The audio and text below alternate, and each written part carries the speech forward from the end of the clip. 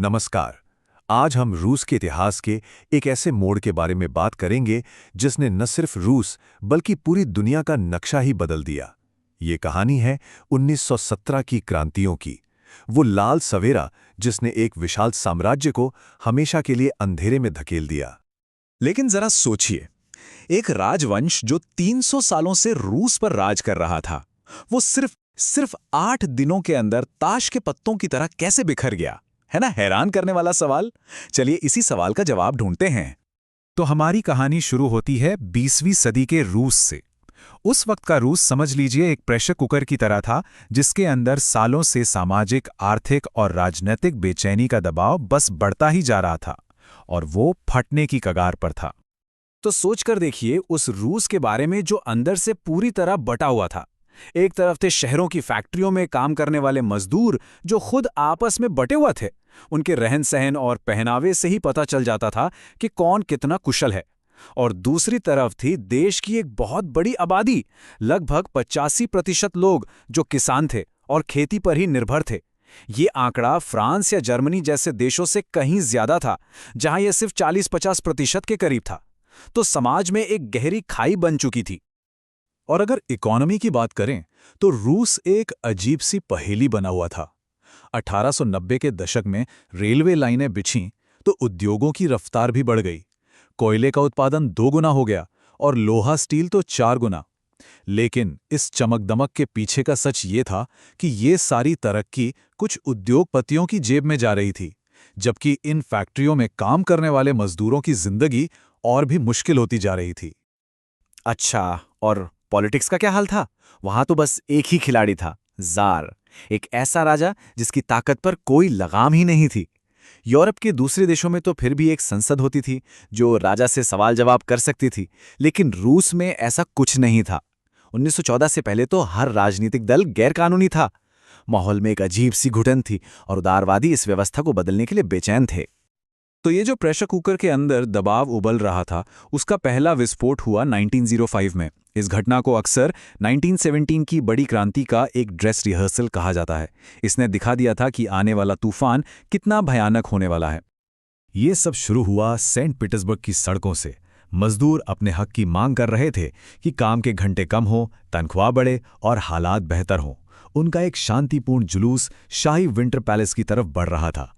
किसी को अंदाजा तक नहीं था कि आगे क्या होने वाला है, लेकिन फिर पुलिस ने उन पर हमला कर दिया और बस इसी घटना ने 1905 की क्रांति की आग भड़का दी। वो दिन इतिहास में खूनी रविवार या ब्लडी संडे के नाम से जाना गया। 100 से ज्यादा निहत्थे मजदूर उस दिन मारे गए। जार की सरकार के इस बेरहम कदम ने लोगों के मन में जो थोड़ा बहुत भरोसा बचा था, उसे गुस्से की आग में बदल दिया। जब दबाव बहुत ज्यादा बढ़ा तो जार ने एक चुनी हुई संसद बनाने का दिखावा किया, जिसे ड्यूमा कहा गया। लेकिन असल में वो अपनी ताकत का जरा सा भी हिस्सा छोड़ने को तैयार नहीं था। जैसे ही ड्यूमा ने उसकी सत्ता पर सवाल उठाने की जरूरत की, जार ने उसे तुरंत भंग कर दिया।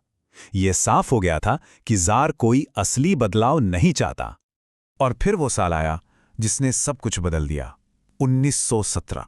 अब बारी थी उस असली विस्फोट की जिससे जार के 300 साल पुराने शासन की जड़ें ही उखाड़ फेंकी। इसे हम इतिहास में फरवरी क्रांति के नाम से जानते हैं।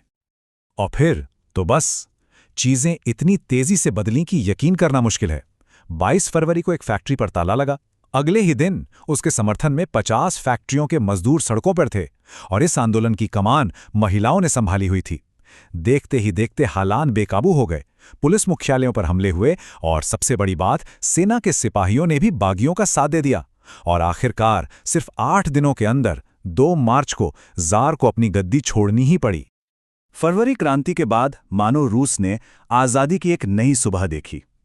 सदियों पुरानी राजशाही का अंत हो गया था। एक अंतरिम सरकार बनाई गई। लोगों को सभा करने और अपने संगठन बनाने की पूरी आजादी मिल गई। ऐसा लगा जैसे पूरे देश ने गहरी राहत की सांस ली हो। हर जगह सोवियत यानी लोगों की अपनी परिषदें बनने लगी थी। लेकिन ये कहानी का अंत नहीं था। असल में यह तो बस एक बड़े तूफान से पहले की शांति थी। उसी साल रूस एक और क्रांति देखने वाला था। एक ऐसी क्रांति जो फरवरी वाली क्रांति से बिल्कुल अलग थी।